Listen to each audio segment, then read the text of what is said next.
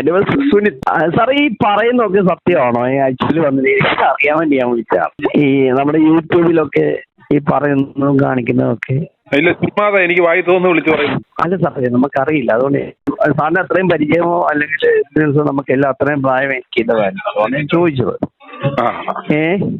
നേരിട്ട് അറിയാവുന്നതാണോ അതോ ആരെങ്കിലും പറഞ്ഞിട്ടാണോ? ഞാൻ എന്തൊക്കെ പറയുന്നുണ്ട്, നിങ്ങൾ എന്തിനെ കുറിച്ചാ പറയുന്നത്? ഒരു സ്പെസിഫിക് ആക്കട്ടെ.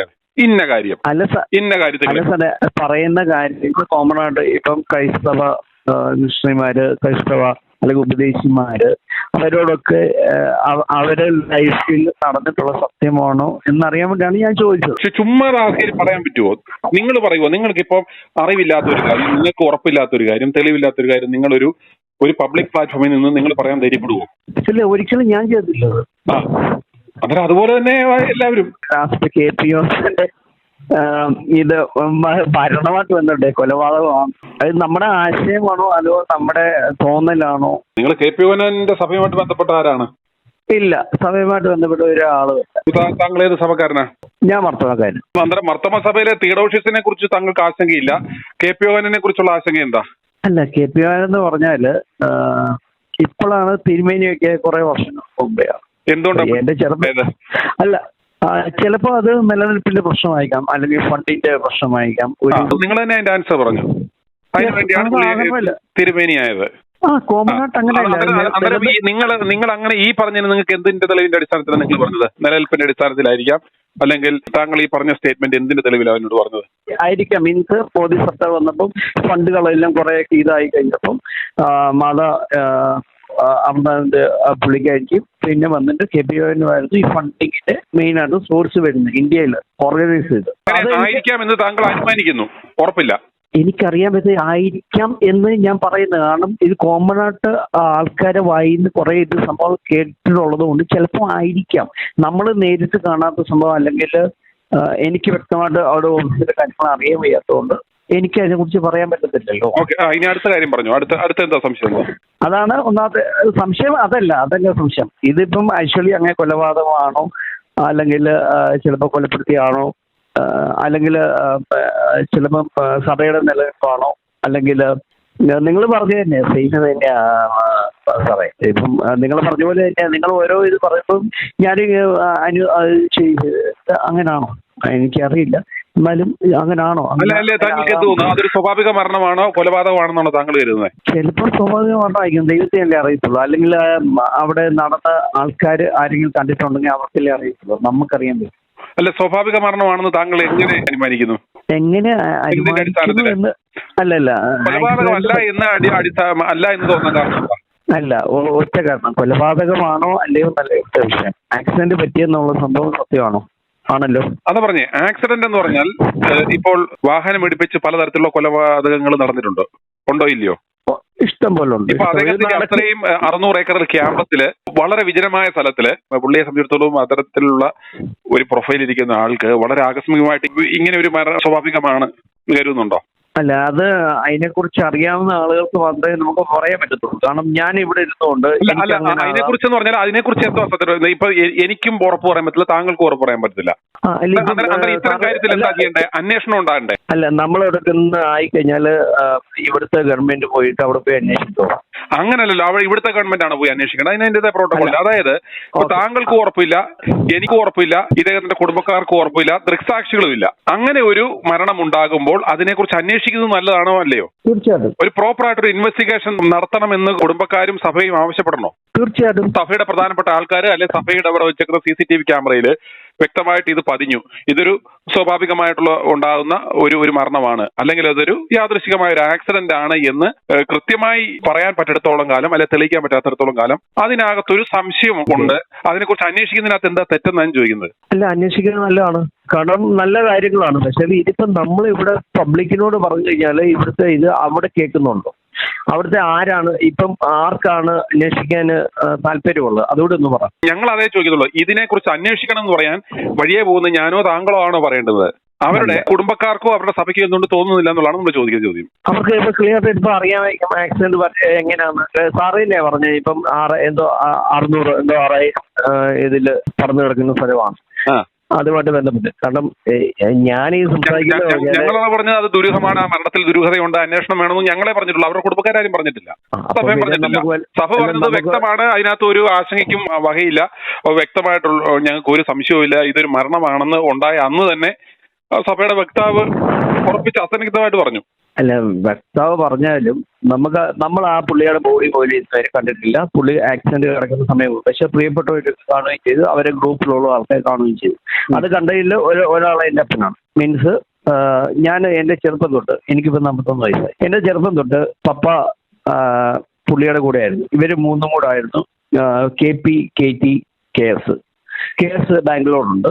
ബാംഗ്ലൂർ സുവിശേഷനാണ്, പക്ഷെ ഹൈടെക് സുവിശേഷമാണ്. എൻ്റെ അപ്പം വന്നിട്ട് KT സാമുവൽ എന്ന് പറഞ്ഞു. പുള്ളി ഒരു സുവിശേഷനാണ്, ഇപ്പോഴും സുവിശേഷനാട് തന്നെയാണ് തുടരുന്നത്. അവിടെ മർത്തസഭയിൽ അറിയപ്പെടാത്ത സുവിശേഷനാണ്, അത്രേ ഉള്ളൂ. പിന്നെ സഭയ്ക്ക് ചാർജ് ഉണ്ടായിരുന്നു എൻ്റെ ചെറുപ്പത്തിൽ ചാർജ്.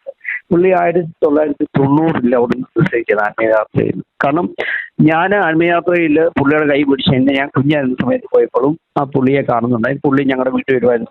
അന്ന് മെട്രോ ഇതായിരുന്നു, ഇവർക്ക് ഇതൊന്നും നല്ലല്ലോ നമ്മൾ സംസാരിക്കുന്നത്, നമ്മുടെ വിഷയമല്ല. നിങ്ങൾ കുഞ്ഞുനാളിൽ പോയതും നിങ്ങൾക്ക് അറിയാവുന്ന കാര്യമുള്ളൂ. നമ്മളിപ്പോൾ സംസാരിക്കുന്ന അദ്ദേഹത്തിന്റെ മരണത്തെ കുറിച്ചാണ്.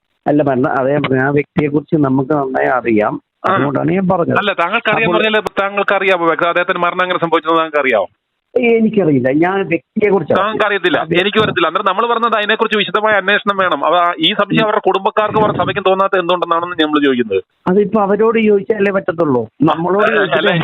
താങ്കൾ എന്നെയല്ലേ വിളിച്ച് ചോദിച്ചത്, ഈ പറഞ്ഞത് സത്യമാണോ, നിങ്ങൾ എന്തിനാ ഇങ്ങനെ കൊടുക്കുന്നതെന്നും പറഞ്ഞല്ലേ? ഞാൻ അങ്ങോട്ട് വിളിച്ചതല്ലേ, ഇങ്ങോട്ട് വിളിച്ചതല്ലേ? തീർച്ചയായിട്ടും താങ്കൾ എന്നെ ഇങ്ങോട്ട് വിളിച്ചാ? അല്ലല്ല, ഞാൻ എന്നെ വിളിച്ച് ചോദിക്കുന്നതിന് പകരം താങ്കൾ അവരെയല്ലേ വിളിച്ച് ചോദിക്കുന്നത്? ഇങ്ങനെയൊക്കെ കേൾക്കുന്നു, സത്യമാണോ? പുള്ളി പറഞ്ഞതിനകത്ത് കാര്യമില്ലേ? നമ്മളൊരു അന്വേഷണം വേണമെന്നെങ്കിലും പേരിനെങ്കിലും പറയണ്ടേ, അല്ലെങ്കിൽ ആളുകൾ സംശയിക്കില്ലേ എന്നതിലും ചോദിക്കണ്ടേ? ഇല്ല, അങ്ങനെയല്ല. ഇപ്പം ആ പുള്ളിയുമായിട്ടൊന്നും ആക്ച്വലി എന്റെ ഫാദർ അവിടുന്ന് റിസൈൻ ചെയ്ത് ഇറങ്ങിയ സമയം തൊട്ട് പുള്ളിക്ക് 24 മണിക്കൂർ ജോലിയായിരുന്നു അവിടെ. ജോലി മീൻസ് എഴുതി കൊടുക്കുന്ന എല്ലാം പുള്ളിയായിരുന്നു എഴുതി കൊടുത്തോളൂ, വചനങ്ങളെല്ലാം. പുള്ളി സുവിശേഷം ആയതുകൊണ്ട് പുള്ളി ഇഷ്ടം പോലെ കെട്ടുകണക്കിന് അത് വെച്ചിട്ടാണ് പുള്ളി വായിച്ചോളൂ. എൻ്റെ പേര് KP യോഗനാൻ, ഡോക്ടർ ഇല്ല, എൻ്റെ പേര് KP യോഗനാൻ, ഇത് ആത്മീയയാത്ര എന്ന് ഇഷ്ടം പോലെ. അതെല്ലാം നിങ്ങളുടെ ഫാദർ ആയിരുന്നു എഴുതി കൊടുത്തോണ്ടിരുന്നത് പുള്ളിക്ക്? തീർച്ചയായിട്ടും. അത് പുള്ളിയെ വ്യക്തമായിട്ട് അറിയാവുന്ന ഒരു വ്യക്തി മാത്രമേ ഉള്ളൂ, അത് ഫാദർ. അന്നത്തെ കാലത്ത് പോലും പടം കുറേ ആൾക്കാർ വന്നിട്ടുണ്ട്. എന്തായാലും ഇപ്പൊ പറഞ്ഞു, ഞാൻ പറയുന്നത് താങ്കളുടെ മാർത്തോമാ സഭയിലുള്ള താങ്കളുടെ പിതാവായിരുന്നു KP യോഹന്നാന് ആത്മീയ യാത്രയ്ക്ക് വേണ്ടുന്ന സ്ക്രിപ്റ്റ് എഴുതി കൊടുത്തിട്ടുണ്ട്. അന്നേരം ഈ രണ്ട് വള്ളത്തെ ചവിട്ടുന്ന എന്തിനാ? ഒന്ന് മാർത്തോമാ സഭയിൽ നിന്ന് സുവിശേഷ പ്രവർത്തനം ചെയ്യുന്നതിന്റെ കൂടി ഇപ്പുറത്തേക്ക് അങ്ങനെയല്ല. നമ്മൾ മാർത്തോമാ മെമ്പർഷിപ്പ് ഉള്ളതേ ഉണ്ടായിരുന്നു. അന്ന് ഇന്ന് നാട്ടുകാർക്കും വീട്ടുകാർക്കും എല്ലാവർക്കും അറിയാം. മാർത്തോമാ സഭയിലെ സുവിശേഷമായിരുന്നു KT സാമുവൽ എന്ന സുവിശേഷകൻ. ഇപ്പോഴും വന്ന് പണ്ടും അതെ. പുള്ളി ആദ്യം സഭ എന്ന പേരിൽ പറയാൻ ഇച്ചിരി അന്തസ്സുള്ളത് മാർത്തോമാ സഭയും ഇച്ചിരി സാമ്പത്തികം കിട്ടാൻ സാധ്യതയുള്ളത് KP യോഹന്നാനും ആയതുകൊണ്ടാണോ? ഇല്ലില്ല, അങ്ങനെയല്ല. അന്നത്തെ കാലത്ത് വരുമാനമില്ല, അന്ന് കാശൊന്നും ഇല്ല. അന്നെന്ന് പറഞ്ഞാൽ മഞ്ഞാടി മാത്രമേ ഉള്ളൂ ഓഫീസ് അന്നത്തെ കാലത്ത്. അന്നേരം ഈ 24 മണിക്കൂറും ഈ പിതാവ് ഇദ്ദേഹത്തിന് വേണ്ടി വർക്ക് ചെയ്യുന്നത് അല്ലെങ്കിൽ സൗജന്യമായിട്ടായിരുന്നോ? അങ്ങനെയല്ല, സൗജന്യമല്ല. ഇവര് വന്നിട്ട് നോർത്ത് ഇന്ത്യ അവിടെ എല്ലാം സുവിശേഷ പ്രവർത്തനത്തിന് വേണ്ടി പോയിക്കൊണ്ടിരുന്ന വ്യക്തികളാണ്. നോർത്ത് ഇന്ത്യ, നേപ്പാള്, പിന്നെ പല സ്ഥലങ്ങളാണ്. നമ്മുടെ നേപ്പാൾ, ഭൂട്ടാൻ, അവിടെയൊക്കെ ആയിരുന്നു പുള്ളി ഇങ്ങനെ യാത്ര. എപ്പോഴും യാത്ര സുവിശേഷം. അന്ന് പൈസ ഇതാട്ടെ, ഇന്നും പൈസ പുള്ളി ഉണ്ടാക്കിയിട്ടില്ല. ഇന്ന് വരെ പുള്ളി പൈസ ഉണ്ടാക്കാത്ത ഒരു നിമിഷമാണ്. കുഞ്ഞുങ്ങൾക്ക് അത്യാവശ്യം വിദ്യാഭ്യാസം അന്നത്തെ കാലത്ത് ഡിഗ്രി, മറ്റുള്ള ഇത് മാസ്റ്റർ ഡിഗ്രി തന്നിട്ടു. അല്ലാതെ വലിയ ഐറ്റൊന്നും അവരാരും കൊടുത്തിട്ടില്ല. പക്ഷെ ദൈവത്തോടുള്ള കുഞ്ഞുങ്ങൾ 3 പേരും സുവിശേഷ വേലയുമായിട്ട് ബന്ധപ്പെട്ട് പോയിട്ടുമുണ്ട്. അദ്ദേഹം പിന്നെ KP എന്തുകൊണ്ട് വിട്ടു? KP വിട്ടെന്ന് പറഞ്ഞാൽ KP സ്റ്റൈല് മാറുന്നതനുസരിച്ച് പുള്ളി കണ്ടപ്പം പുള്ളി വിട്ടത് ആ കാലഘട്ടത്തിൽ 1990. അന്നേരം താങ്കൾക്കും അതിനോടൊരു വിയോജനമുണ്ടോ? കാരണം അത്തരത്തിൽ ഒരു പാസ്റ്ററായി ഒരു പെന്തക്കോസ്റ്റൽ വിശ്വാസ സ്റ്റൈലിൽ ഒരു യഥാർത്ഥ ഇവാഞ്ചലിസ്റ്റ് ആയിട്ട് ജീവിച്ചിട്ട് പെട്ടെന്നൊരു സുപ്രഭാതത്തിൽ കുപ്പായമെല്ലാം വിട്ട് സഭ തുടങ്ങിയപ്പോൾ താങ്കൾ അതിനെ അനുകൂലിക്കുന്നോ? ഞാൻ ആ സമയത്ത് ഞാൻ ഒരിക്കലും അനുകൂലിച്ചില്ല. ഞാനപ്പോൾ പപ്പയോട് ചോദിച്ചത്, അപ്പോൾ പപ്പ പറഞ്ഞാടാ ഒറ്റ ഇത് തീരുമാനമില്ലേ, ഓരോ വേല ചെയ്ത് ചിലപ്പോൾ പുള്ളിയുടെ ചിലപ്പോൾ പ്രശ്നമായിരിക്കാം, നമുക്ക് പറയാൻ പറ്റത്തില്ല. നമുക്ക് ഒരാൾ കുറ്റപ്പെടുത്താൻ പറ്റും. പിന്നെ അവസാന കാലത്ത് നിത്യജീവന് വേണ്ടി കർത്താവായ യേശുക്രിസ്തു രണ്ടാമത് വരുമ്പോൾ ചേർത്ത് പിടിക്കാൻ ആ സമയത്ത് കാണാമെന്ന വിഷയം മാത്രമേ നമുക്ക് ജീവിക്കാൻ പറ്റത്തുള്ളൂ. അല്ലാതെ നമുക്കൊന്നും ചെയ്യാൻ പറ്റത്തില്ല. അപ്പ എന്നോട് എടാ ആൾക്കാർ പലതും പറയുമായിരിക്കും. പക്ഷെ ഞാൻ അറിയുന്ന KP, എനിക്കറിയുന്ന പേഴ്സണൽ അറിയുന്നത്, ഞങ്ങൾ യാത്ര ചെയ്ത് KP ഞാനുമായിട്ട് ബന്ധപ്പെട്ട KP അന്ന് ഇന്നും എന്റെ മനസ്സിലുണ്ട്. അതുപോലെ ആയിരിക്കും. കാരണം KP എന്ന് പറഞ്ഞിട്ട് പോലും കാണത്തില്ല ഇതൊക്കെ ചെയ്യുന്നത്. കാരണം വേറെ ആയിട്ട് ഫംഗ്ഷനായിട്ട് വന്ന സംഭവമാണ്. ഒരു നിലനിൽപ്പിന്റെ അല്ലെങ്കിൽ ഈ രണ്ട് കാര്യം കൂടെ എങ്ങനെ പറഞ്ഞത്? KP ഇങ്ങനത്തെ ഇതാന്ന് പറയുന്നു, KPയുടെ ലൈൻ ഓഫ് ഇത് മാറുന്ന കണ്ടുകൊണ്ട് വിട്ടെന്ന് പറയുന്നു, പിന്നെ KP അംഗീകരിക്കുന്നു പറഞ്ഞു. ഇത് രണ്ടും കൂടെ എങ്ങനെയാ? ഈ പറയുന്നത് നമ്മൾ പറയുമ്പോൾ അതിന്റെ അർത്ഥത്തിൽ നമ്മൾ എടുക്കണം. അത് മാത്രമേ പറഞ്ഞുള്ളൂ. ഞാൻ പറഞ്ഞു അല്ല, ഇത് അതായത് KPയുടെ പാത തെറ്റാകുന്നു കണ്ടു കഴിഞ്ഞപ്പോൾ അദ്ദേഹം പിതാവ് മാറിയെന്ന് പറയുന്നു. എന്നിട്ട് അദ്ദേഹം മാറി വീണ്ടും ഒരു വളരെ ഡിഫറന്റ് ആയിട്ടുള്ള ഒരു ആത്മീയ കച്ചവടത്തിലേക്ക് പോയ വ്യക്തിയാണ്. എന്നിട്ടും പറയുന്നത് അയാളെ ന്യായീകരിച്ചൂടെ പറയുമ്പോഴത്തേക്ക് ഈ രണ്ടുകൂടെ എങ്ങനെ ഒരു വായി പറയുന്നത്? KPയുടെ ആത്മീയത്തിൽ ഇന്നും അന്നും ഒരുപോലാണെന്നാണ് എന്റെ അപ്പം പറഞ്ഞത്. KPയുടെ കൂടെ ഉള്ള ആൾക്കാരാണ് അതിന്റെ ചേഞ്ചസ് വന്നത്. മീൻസ് കുറച്ചുകൂടി ഇതാകണം, കുറെ ഇത് ഇന്റർനാഷണൽ ലെവലിലേക്ക്, ഏതായാലും ഇന്റർനാഷണൽ ലെവലിൽ ആയിരുന്നല്ലോ. അപ്പം ആ ഫണ്ട് കിട്ടുക. പക്ഷെ പുള്ളി സ്വന്തമായിട്ട് കൊടുക്കുന്നില്ല, മറ്റുള്ളവർക്ക് വേണ്ടി കൊടുത്തിട്ടുള്ളൂ. മനസ്സിലായി? അപ്പൊ കൂടെ നിൽക്കുന്നവര് എങ്ങനെയാണെന്ന് വെച്ചാല് നമുക്കറിയാമല്ലോ. ഇപ്പം കൂടെ നിൽക്കുന്ന സമയത്ത് പുള്ളിയുടെ കല്യാണം നടത്തി കൊടുത്തത് KPയുടെ ചേട്ടന്റെ ഇതല്ലേ. അപ്പം പപ്പ തന്നെ നടത്തി കൊടുത്തു. പപ്പയെ പറഞ്ഞ് നല്ലൊരു പയ്യനുണ്ട്. ആ സമയത്ത് പുള്ളിയെ അവിടെ കയറ്റി കൊടുത്തത്, ആത്മയാത്ര കയറ്റിയത് പപ്പയെ. സമയം എന്ന് പറഞ്ഞ ഒരു പണ്ടത്തെ സമയത്തല്ലേ. ഇപ്പൊ സിനിമയില് പേരൊക്കെ എനിക്കറിയില്ല. ഇതോണോ അതെ, മോളെ കിട്ടിച്ചില്ലേ, മരുമകന്റെ കാര്യമാണോ? അതെ. അത് നമ്മുടെ നാട്ടിൽ തന്നെയാണ്. പപ്പയാണ് കല്യാണം കണ്ടത്. പപ്പ പറഞ്ഞു നല്ലൊരു പയ്യനുണ്ട്, ഇന്ന ആളാണ് എന്ന്. ആ സമയത്താണ് പുള്ളിയുമായിട്ട് ബന്ധപ്പെട്ട് കൊടുത്തത്. അത് പുള്ളി വർക്ക് കഴിച്ച് കുറെ കഴിച്ചപ്പോഴാണ് പപ്പ അകലപ്പെടാൻ തോന്നിയത്. അങ്ങനെ കുറെ സംഭവങ്ങൾ വന്നു. പപ്പ മാറി. അപ്പം പപ്പ പറഞ്ഞു ഇപ്പം ആൾക്കാരൊക്കെ വന്നില്ലേ, ഇപ്പൊ എല്ലാം ആയില്ലേ, ഇപ്പം നമ്മൾ സ്വയം അങ്ങ് മാറുന്നതായിരിക്കും. ആ സമയത്ത് ഇപ്പൊ ആദ്യം വന്നിട്ട് OM-ലായിരുന്നു ഇവര്, OM ആയിരുന്നു. പിന്നെ വന്നിട്ട് ഗോസ്പൽ ഫോർ ഏഷ്യയായി. ഇവര് OM തൊട്ട് ഇവര് 3 പേരും ഓപ്പറേഷൻ ഫോർ മൊബിലൈസേഷൻ, അതായിരുന്നു ആദ്യത്തെ സംഘടന. അവിടെ നിന്നാണ് ഇവര് 3 പേരും കൂടെ വെച്ചിട്ടാണ് ഗോസ്പൽ ഫോർ ഏഷ്യ എന്ന് പറഞ്ഞ ഒരു KPOനെ ഇതായിട്ട് തുടങ്ങിയത്. അതിൽ ഈ 2 പേരും ഒന്നിച്ചുണ്ടാകും, വലത്തും ഇടത്തും ഉണ്ടായിരുന്നു, പപ്പായും KS. പിന്നെ വന്നിട്ട് ഇവര് KPOന് KS സാമുവൽ, KT സാമുവൽ, ഇവര് 3 ആയിരുന്നു അതിനകത്ത് ഉള്ളത്. പക്ഷെ കേസ് വന്നിട്ട് ഇതായി പുള്ളി ഇതുപോലെ തന്നെ. അങ്ങനെയാണെങ്കിൽ താങ്കൾ തുടക്കത്തിൽ പറഞ്ഞ ഒരു മാർത്തോമയുടെ ഐഡന്റിറ്റി എങ്ങനെ പറയും? KP യോഹന്നാന്റെ പുറകെ അദ്ദേഹത്തിന്റെ സെക്കൻഡ് ഇൻ കമാൻഡ് ആയിട്ട് നിന്നിട്ട് ഈ കാര്യങ്ങളെല്ലാം ചെയ്യുമ്പോഴും എങ്ങനെ മാർത്തോമ ടൈറ്റിൽ ഉപയോഗിക്കാൻ പറ്റും? നമ്മളിപ്പോ ക്രിസ്ത്യ വിശ്വാസവും ദൈവത്തെ വിശ്വാസവുമായിട്ട് ഏറ്റെടുക്കുമ്പോൾ അതങ്ങനെ ആത്മീയം കൂടി കഴിഞ്ഞാൽ മർത്തോക്കാനല്ലാതെ എനിക്കറിയില്ല. ആത്മീയം കൂടി കഴിഞ്ഞാൽ മൊത്തം അങ്ങനത്തെ നമ്മുടെ പൊട്ടത്തരമായിട്ടുള്ള ചിന്തകൾ മാത്രമാണ്. പിന്നെ എങ്ങനെയാണെന്ന് എന്തിനാണ് ഈ മാർത്തോമ സഭയിൽ നിന്നുകൊണ്ട് ഇയാൾക്ക് വേണ്ടി ഇപ്പോൾ പ്രവർത്തിക്കുന്നത്? അത് ലോകം മൊത്തം എല്ലാവർക്കും അറിയാൻ പറ്റില്ല. മാർത്തോമയിൽ നിന്ന് പള്ളി പപ്പ പോകായിരുന്നു. ഞങ്ങളുടെ മെമ്പർ ഇപ്പോഴും മെമ്പറാണ്. ഞങ്ങളെല്ലാം മൊത്തക്കാരാണ്. അന്നേരം 2 കാലത്തിൽ വെള്ളം വെച്ച് യാത്ര ചെയ്യുന്ന പോലല്ലേ? ഒന്ന് അതൊക്കെ തെറ്റ് തന്നെ. അത് അതെങ്ങനെയാ? അങ്ങനെയാണെങ്കിൽ മാർത്തോമ സഭയില് സുവിശേഷ സംഘമുണ്ട്, മറ്റ് ആത്മീയ പ്രവർത്തനങ്ങളുണ്ട്, എല്ലാം ഉണ്ട്. സുവിശേഷ സംഘമുണ്ട്. സുവിശേഷ സംഘത്തിനകത്ത് ഇലക്ഷൻ ഉണ്ട്, മറ്റു കാര്യമുണ്ട്. പപ്പയ്ക്ക് എന്ന് വെച്ചിട്ടില്ല. പുള്ളി സ്വന്തമായിട്ട് ഇപ്പോഴും സ്വന്തമായിട്ട്. പിന്നെ ഞാൻ പറഞ്ഞ എന്തിന് പപ്പ ഈ 2 വള്ളത്തെ കാലി വെക്കണം? അങ്ങനെയാണെങ്കിൽ ഒന്ന് KPയുടെ തോളെ പോകണം, അല്ലെ മാർത്തോമ സഭ നിൽക്കണം. ഈ രണ്ടുകൂടെ ചെയ്യുന്നത് അങ്ങനെയല്ല. അത് തെറ്റ് തന്നെയാണ്. കാരണം പപ്പ KPയുടെ തോളെ കൈവച്ചില്ല, അവിടെയും തോളെ കഴിയും. പുള്ളി സുവിശേഷത്തിന് വേണ്ടിയാണ്. പപ്പയ്ക്ക് സുവിശേഷം പറയാൻ വേണ്ടി KPയുടെയോ OM-ന്റെയോ അല്ലെങ്കിൽ ഗോസ്പൽ ഫോർ ഏഷ്യയുടെ ആവശ്യമുണ്ടോ? ടൈറ്റിൽ ആവശ്യമുണ്ടോ? എന്റെ സാറേ, ആദ്യ കാലഘട്ടത്തിൽ ഇവരൊക്കെയായിരുന്നു അവിടുന്ന് വന്നത്. ഇപ്പൊ ക്യാമ്പസ് ക്രൈസ്റ്റ് അവിടുന്ന് എത്രയോ ആൾക്കാർ നമ്മുടെ അച്ഛന്മാർ പോയി. നിങ്ങൾ അന്നേരം ഇത് KPയുടെ കയ്യിൽ നിന്ന് വല്ലതും കിട്ടുമെന്ന് കരുതി അല്ലേ അന്നേരം പോകുന്നത്? ഞാൻ ഒരിക്കലും 5 പൈസ കിട്ടിയതുമില്ല. അല്ല, ഇത്രയും ഈ KPയുടെ കൂടി ഇത്രയും കാലം ഈ 24 മണിക്കൂറും സ്ക്രിപ്റ്റ് എഴുതി കൊടുക്കുകയും ഇത്ര പറഞ്ഞിട്ട് 1 രൂപ പോലും കിട്ടിയിട്ടില്ലേ? അല്ല, അന്നത്തെ നിസ്സാര ശമ്പളം. നിസ്സാരമായിക്കോട്ടെ, 10 രൂപയെങ്കിൽ 10 രൂപയിലും കിട്ടിയിട്ടുണ്ടോ?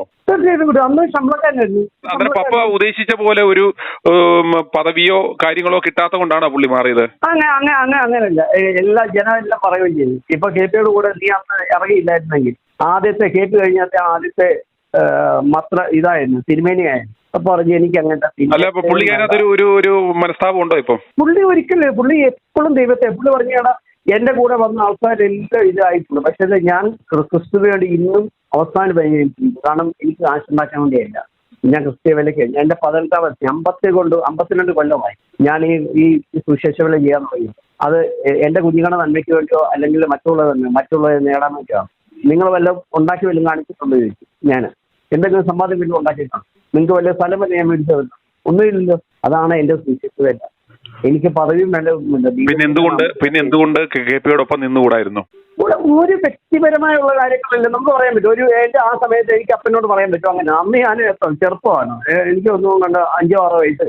ഇത് രണ്ടും കൂടെ നമുക്ക് ആ സമയത്ത് പറയാൻ പറ്റും. പക്ഷെ ഞാൻ കണ്ടിട്ടുണ്ട്. ഞാൻ പുള്ളി രാത്രിയൊക്കെ വരുന്ന സമയത്ത് ഒരു ടൂർ കഴിഞ്ഞിട്ട് ഇങ്ങനെ ഒരു ഗ്യാങ് അയക്കും. പുല്ലാട്ട ഒരു അച്ഛനുണ്ടായിരുന്നു, പുള്ളി മരിച്ചുപോയി. പിന്നെ ഇവര് കുറെ ആൾക്കാരുണ്ട്. അന്ന് മമ്മിയായിരുന്നു ഫുഡ് ഉണ്ടാക്കി കൊടുക്കുന്നത്. കഞ്ഞിയായിരുന്നു. അന്നും ഇന്നും പുള്ളി കഞ്ഞിയും ഒന്നുമില്ല മെരുകുട്ടി, നമുക്കുള്ള കഞ്ഞിയും പപ്പടം എന്ന് പറയും. എല്ലാരും കൂടി നമ്മളിപ്പോ ചെറുപ്പകാലത്ത് നമ്മൾ വാട്ടുകപ്പയും കഞ്ഞിയുമാണ് കുടിച്ച് നമ്മൾ കിടന്ന് പ്രധാനപ്പെട്ട നമ്മൾ വളർന്നു വന്നതെങ്കിൽ നമ്മളിപ്പോ ടെക്സാസിൽ ജീവിച്ചു കഴിഞ്ഞാലും നമുക്ക് ബർഗറാണോ തിന്നാൻ തോന്നുന്നത്? നമുക്കിപ്പോൾ നമ്മളെ ഇട്ട് മൂടാൻ സമ്പത്തുണ്ടെങ്കിലും നമുക്ക് തോന്നുന്നത് ഈ കഞ്ഞിയും വാട്ടുകപ്പയും കഴിക്കാനാണ് തോന്നുന്നത്, ഇല്ലേ? എന്താ സാറേ അങ്ങനെയൊക്കെ പറഞ്ഞേ, എനിക്കറിയില്ല. അത് എളിമയല്ലെന്ന് ഞാൻ പറയാണ്. അത് ഞാൻ പറഞ്ഞില്ലേ, അതിനെ നമുക്കൊരു എളിമയുടെ യാഡ് സ്റ്റിക്ക് ആയിട്ട് കണക്കാക്കാം. അല്ല, അത് പറയാൻ പറ്റത്തില്ല. എളിമ ഇപ്പം നമ്മളിപ്പം ഇൻകേസ് ഞങ്ങളിപ്പം എന്തൊക്കെ കാണിച്ചെന്ന് പറഞ്ഞാൽ അപ്പം എപ്പോഴും എനിക്ക് ഓടിയെത്തുന്ന എന്റെ വീട്ടിലൊന്നും വരാൻ പറ്റില്ല. കാരണം എന്തുവാ, എന്റെ അമ്മ ചെല്ലുമ്പോ അല്ലെങ്കിൽ ചോറും ചിക്കൻ മെഴുക്കട്ടി, ചേമ്പ് മെഴുക്കട്ടിയോ അല്ലെങ്കിൽ ആ നൊസ്റ്റാൾജിയ അല്ലെങ്കിൽ ആ ടേസ്റ്റ്, നമ്മുടെ ആ ടേസ്റ്റ് ബഡ്സിലുള്ള ആ പഴയ ഓർമ്മ, അന്നേരം അതിനെയും കൂടെ ചിലർ ഇതിനെ ഉണ്ടല്ലോ, അതും പുള്ളിയുടെ എളിമയായിട്ട് PR അടിക്കുന്നത് കണ്ടു. പുള്ളിക്ക് ഇപ്പോഴും KP യോഹന്നാൻ ഇതെല്ലാം ഉള്ള സമ്പത്തുണ്ടെങ്കിൽ പോലും ഇപ്പോഴും ചമ്മന്തിയും കഞ്ഞിയാണ് പുള്ളി ഇഷ്ടപ്പെട്ടിരുന്നതെന്ന് പറയാൻ കാരണം വെച്ചാൽ അത് എളിമ കൊണ്ടാണോ? അങ്ങനെ എളിമ കൊണ്ടല്ല, പുള്ളിയെ വ്യക്തമായിട്ട് മനസ്സിലാക്കിയത് കൊണ്ട് മാത്രമാണ്. പുള്ളി അന്ന് പുള്ളിയെ ഉള്ളിലാണ്. പിന്നെ എന്തിന് പുള്ളി ഈ കപടത കാണിക്കാൻ പോയി? പുള്ളി ആ നല്ലൊരു ഇവാഞ്ചലിസ്റ്റ് ആയിട്ട് നല്ലൊരു പ്രയോജനം വന്നിട്ട് എനിക്ക് കൂടുതലുള്ള ഓർഗനൈസേഷൻ പോളിംഗ് വളർന്നു കഴിഞ്ഞപ്പം അതുപാട് ചിലപ്പോൾ പിടിച്ചേക്കായിരിക്കും ഗവൺമെന്റ് അല്ലെങ്കിൽ ടാക്സ്, അതുപോലെ നമുക്ക് പറയാൻ പറ്റുന്നില്ല. അത് അതിന്റെ അഡ്മിൻ ആൾക്കാരോട് ചോദിക്കും, അവരോട് ചോദിച്ചാൽ നമുക്ക് പറയാം. നമുക്കറിയില്ല, ഇപ്പൊ വീണ്ടും നമുക്ക് എന്നെ ചോദിച്ചേക്ക് വരാം. ഇപ്പൊ താങ്കൾ എന്നോട് വ്യക്തമായിട്ട് ചോദിക്കാൻ ചോദിച്ചു, ഞാൻ കൊടുത്തേക്കുന്ന തെറ്റായ കാര്യം താങ്കൾ പറ. അല്ലല്ല, തെറ്റാത്ത കാര്യം സത്യമാണോ? സത്യം എന്ന് പറഞ്ഞാൽ അങ്ങനെ ആണെങ്കിൽ അന്വേഷിക്കണം. അങ്ങനെ instead of asking me you ask your self. താങ്കൾ തന്നെ ഒന്ന് ചോദിച്ചു നോക്കി, ഇത് ഞാൻ ചോദിച്ച ചോദ്യത്തിലെ തെറ്റെന്താന്ന് താങ്കൾക്കൊന്ന് പറയാം. അല്ലല്ല, അങ്ങനെ ഉണ്ടെങ്കിൽ സാറിനോട് ഞാനിപ്പോ സാറിനോട് ഇപ്പൊ ഡൗട്ട് ചോദിക്കും. സാറിന് അതുപോലെ സാറിനെ ആരെങ്കിലും വിളിച്ച് ഒരു 10 പേര് അല്ലെങ്കിൽ 15 പേര് 100 പേര് ഞങ്ങൾ കൂടെ വന്നിട്ട് ഞങ്ങൾ സപ്പോർട്ട് ചെയ്യാം. സപ്പോർട്ട് മീൻസ് ഇത് അന്വേഷിക്കണം, ഇത് സത്യമാണോ, അന്വേഷിക്കാൻ എന്താണ് മാർഗം. അതെ, താങ്കളുടെ ആവശ്യം ഞാൻ ഈ പറഞ്ഞു തന്നെ, ഇതിനെക്കുറിച്ച് അന്വേഷിക്കണം. തീർച്ചയായിട്ടും പുള്ളി അത് അങ്ങനെ പുള്ളിയെ ഒതുക്കാനും പുള്ളിയെ അല്ലെങ്കിൽ തീർക്കാൻ വേണ്ടി ആരെങ്കിലും ചെയ്തിട്ടുണ്ടെങ്കിൽ അതിന്റെ സത്യത്തെ പുറത്ത് വേണം. അത് വെച്ചുകൊണ്ട് ഫോട്ടോ എന്ന് വെച്ച് ഇപ്പം ഒരു 10 ദിവസം അല്ലെങ്കിൽ 20 ദിവസം 25 ദിവസം കഴിയുമ്പോൾ ഒരു വീട്ടിൽ ആഘോഷം കഴിഞ്ഞു അല്ലെങ്കിൽ അടക്കി പിന്നെ ഒരു പ്രത്യേക ഇതാക്കി, അപ്പം കുറ്റം ചെയ്തവർ രക്ഷപ്പെടുന്നു. എനിക്കത് അത് തന്നെയാണ് ഞാനും ചെയ്തുകൊണ്ടിരിക്കുന്നു പറഞ്ഞതും. എന്തുകൊണ്ട്, ഇനി അതിലേക്ക് വരാം, എന്തുകൊണ്ട് സിജോ പന്തപ്പള്ളിയെ ചോദ്യം ചെയ്ത് കഴിഞ്ഞാൽ ഉത്തരം കിട്ടുമെന്ന് ഞാൻ ഒരു എപ്പിസോഡ് ചെയ്തിരുന്നു. എന്തുകൊണ്ടാണ് ഞാനത് അങ്ങനെ പറഞ്ഞതെന്നറിയാമോ? അല്ല, ആ പുള്ളി എനിക്കറിയില്ല. നിങ്ങൾ നല്ല വൃത്തിയായിട്ട് കള്ളം പറയുന്ന വ്യക്തിയാന്ന് പറയുന്നത്. നിങ്ങൾക്ക് സിജോ ആത്മീയ പ്രസ്ഥാനങ്ങളുമായിട്ട് ഇത്ര അടുത്ത് വ്യക്തി, നിങ്ങൾക്ക് സിജോ പന്തപ്പള്ളി അറിയത്തില്ലേ? സാറേ എനിക്കറിയത്തില്ല. എനിക്ക് ഇവിടുത്തെ എന്താ താങ്കൾക്ക് ബിലീവേഴ്സ് ചർച്ചില് ഇദ്ദേഹത്തിന് KP യോഹന്നാന്റെ കൂടെ ഉള്ള ആരെ അറിയാം? എനിക്ക് ആരെ അറിയത്തില്ല. ആകെ ഉള്ള ലോകത്ത് മുഴുവൻ അറിയാവുന്ന 2 പേര് KP യോഹന്നാന്റെ പ്രസ്ഥാനവും ഇന്നത്തെ ബിലീവേഴ്സ് ചർച്ച് പറഞ്ഞ 2 പേരെ ആളുകൾക്ക് അറിയത്തുള്ളൂ. KP യോഹന്നാന്റെ മോന്റെ പേര് അറിയാം നിങ്ങൾക്ക്? ഇല്ല. ഭാര്യയുടെ പേര് പെട്ടെന്ന് പറയാൻ പറ്റുമോ? ഇല്ല, എനിക്കറിയില്ല. പുള്ളിയുടെ പെൺകുട്ടിയുടെ പേര് അറിയാവോ? എനിക്കറിയില്ല. അറിയാൻ വയ്യാതെ ഇത് ആർക്കും ഇതിലും അറിയാവുന്ന ഒരേ ഒരാളെന്ന് പറയുന്നത് ഈ പറഞ്ഞ സിജോ പന്തപ്പള്ളിയാ. ഈ 2 പേരുവേ ആളുകൾ അറിയത്തുള്ളൂ. ഇദ്ദേഹം തന്നെ പറയുന്നുണ്ട്, അവസാനമായിട്ട് ഇദ്ദേഹത്തോട് ഫോൺ വിളിച്ചുകൊണ്ട് നടക്കുന്ന സമയത്താണ് ഇദ്ദേഹത്തിന് അന്ത്യം സംഭവിക്കുന്നത്, അപകടം സംഭവിക്കുന്നത്. പിന്നെ എന്ന് പറഞ്ഞാൽ ക്രിമിനൽ ബാക്ക്ഗ്രൗണ്ട് ഉള്ള ഒരാളാണ് ഈ സിജോ പന്തപ്പള്ളി. അല്ല, പുള്ളി ആരാ അതിനകത്ത് റോൾ? അല്ല, നിങ്ങൾ സമൃദ്ധമായിട്ട് എന്റെ അടുത്ത് പച്ച കള്ളം പറയുകയാണ്. നിങ്ങൾ സിജോ പന്തപ്പള്ളിയെ നിങ്ങൾ അറിയത്തില്ല എന്ന് പറഞ്ഞ് നിങ്ങൾ എന്റെ അടുത്ത് വിളിക്കുന്നെങ്കിൽ ഇത്രയും കാര്യം അറിയാവുന്ന ഇതിന്റെ ചരിത്രം തൊട്ട് എന്റെ ഫുൾ ഡീറ്റെയിൽ അയച്ചെടുത്തു. ഞാൻ കള്ളം പറയുകയാണെങ്കിൽ അക്സെപ്റ്റ് ചെയ്തു. പക്ഷെ അറിയാം ഞാൻ പക്ഷെ ഒരു കാര്യം ഓർമ്മയുണ്ട്, പുള്ളിയുടെ മോന്റെയാണ് മോളെ കല്യാണത്തിന്റെ പപ്പായ്ക്ക് മുറി വന്നിട്ടുണ്ടായിരുന്നു. ഞാൻ സംബന്ധിച്ചു നിങ്ങൾക്ക് സിജോ പന്തപ്പള്ളി അറിയത്തില്ല. എന്റെ സാറേ നമുക്ക് അതിനകത്ത് ആരും അറിയില്ല. സബ്ജക്ട് വിട്ടത് എനിക്ക് പുള്ളിയെ അറിയാം. കാരണം എന്ന് പറഞ്ഞാൽ കെട്ടിയോനെ അന്ന് ഞാൻ കണ്ടു, ചെറുപ്പത്തിൽ കണ്ടു, പിന്നെ ഞാൻ കണ്ടിട്ടില്ല കേട്ടോ. അതുകൊണ്ട് നമുക്ക് ഇതിന്റെ സമ്മപ്പ് ചെയ്യാവുന്ന എങ്ങനെയാ? നിങ്ങളുടെ ആവശ്യം എന്താണ്? ഇത് ഈ കേസിനെ കുറിച്ച് ആർക്കും ഒരു സംശയമില്ല, അന്വേഷിക്കേണ്ടെന്നാണോ? സംശയം ഉണ്ടെങ്കിൽ അന്വേഷിക്കണമെന്നാണോ? തീർച്ചയായിട്ടും സംശയം ഉണ്ടെങ്കിൽ അന്വേഷിച്ച് സത്യത്തെ പുറത്ത് കൊണ്ടുവരണം. അതാണ് ആവശ്യം. തീർച്ചയായിട്ടും അതേ ഞാനും പറയുന്നുള്ളൂ, അതേ നമ്മളും പറയുന്നുള്ളൂ. എന്താന്ന് പറഞ്ഞാല് ഈ സിജോ ആണെങ്കിൽ സാർ പറഞ്ഞു മീൻസ് വേറെ ആൾക്കാരാണെങ്കിലും ആരും ചെയ്തിട്ടുണ്ടെങ്കിൽ 100% ഞാൻ പറയുന്നു, അങ്ങനെ ചെയ്തിട്ടുണ്ടെങ്കിൽ അവര് മാന്യമായിട്ട് ഈ ലോകത്ത് പുള്ളിയുടെ ഭക്തയ്ക്ക് മാന്യമായിട്ട് ചിന്തിക്കാൻ പാടില്ല. തെറ്റ് ചെയ്തിട്ടുണ്ടെങ്കിൽ തെറ്റെന്ന് അവരെ അക്സെപ്റ്റ് ചെയ്തുകൊണ്ട് മുന്നോട്ട് നോക്കി കൊണ്ടുവരണം. അതാണ് ഞാൻ പറയുന്നത്. പോയി. Okay, thank you. i2i News, an eye for truth. i2i News subscribe ചെയ്തിട്ടില്ലാത്തവർ ഇപ്പോൾ തന്നെ സബ്സ്ക്രൈബ് ചെയ്യുക. നോട്ടിഫിക്കേഷൻ ലഭിക്കുവാൻ ബെൽ ബട്ടണും അമർത്തുക.